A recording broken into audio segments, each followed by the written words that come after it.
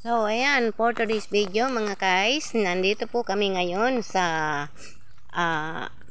palaisdaan. Ayan, manguhuli kami ng isda. Kasama ko ang aking mga junakis. Ayan, sila ang kasama ko sa pangingisda. So, walang kaarte-arte. Ayan, kasama ko sila dito ngayon. Manghuhuli kami ng isda para hindi na bumili ng pangulam kasi ang mahal-mahal ngayon ng isda. Ayan. So, para libre na kami, na hindi na bumili, ayan, manghuli na lang kami ng isda. At wala naman pasok ngayon. Ayan, kasama ko ang aking tatlong junakis. Ayan, manghuli kami ng isda dito ngayon. So, dito lang ako sa gilid ng palaisdaan at manunood na lang ng kanilang panguhuli. Ayan, tingnan nyo mga kababayan. At marami dito ang isda. Ayan. Ayan nakahuli na kaagad tilapia. So ayan, parang uulan pa yata makulimlim ang kalangitan.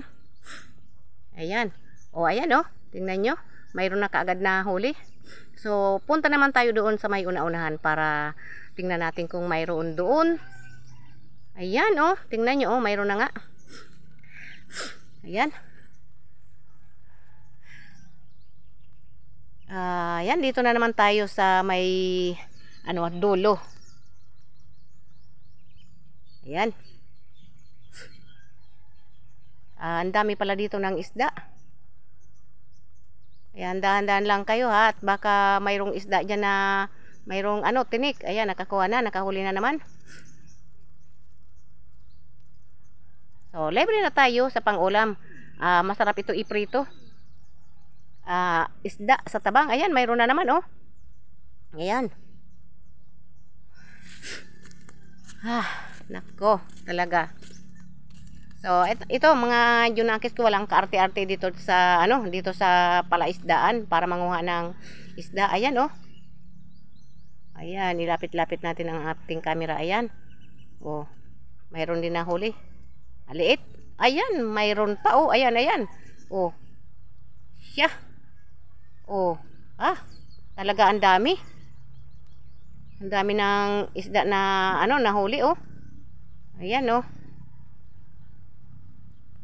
maswerte yung araw namin ngayon sa panghuli ng isda. Dahan-dahan kayo at baka kayo ay matusok diyan.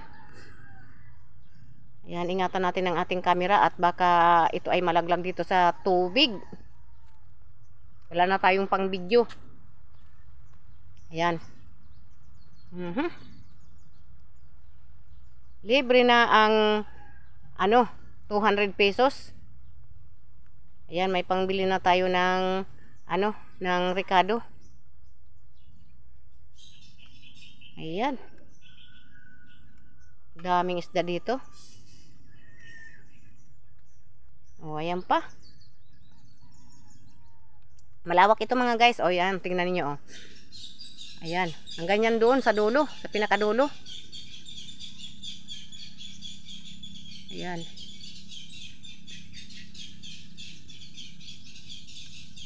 Ay, nako talaga. Ang hirap ng mahirap. Talagang paghihirapan mo talaga ang ang pangunguha ng isda.